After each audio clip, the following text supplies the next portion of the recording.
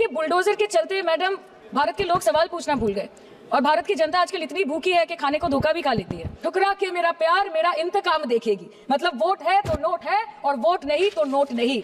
में 20 करोड़ नौकरी, उन नौकरियों का क्या हुआ, उन वादे का क्या हुआ? मैं बस उन्हें यही कह पाती हूँ कि पत्ते तो झड़ते हैं उठाता है कोई कोई, वादे तो सभी करते हैं निभाता है कोई कोई।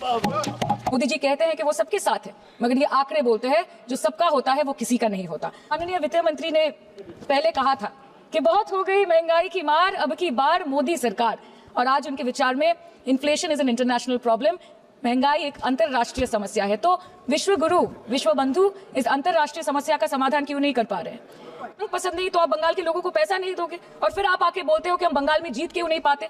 Ma'am, this is the reason, this step motherly attitude, जिसके लिए बंगाल के लोग हर बार इनको बड़े बड़े रसगुल्ला खिलाकर वापस दिल्ली भेज देते हैं।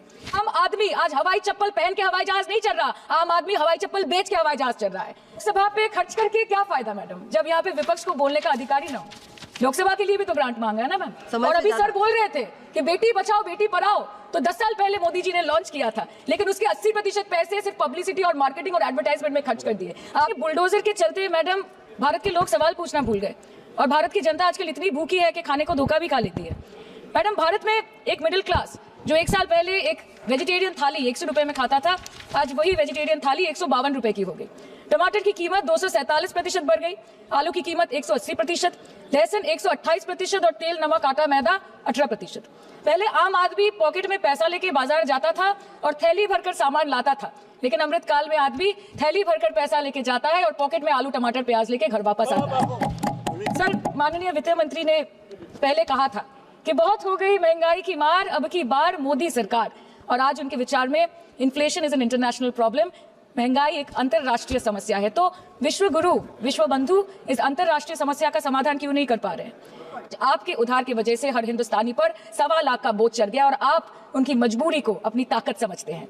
बंगाल में ऑल इंडिया तृणमूल कांग्रेस की प्रदेश युवा अध्यक्ष होने के नाते मुझे हर दिन कई नौजवानों से बात करनी पड़ती है।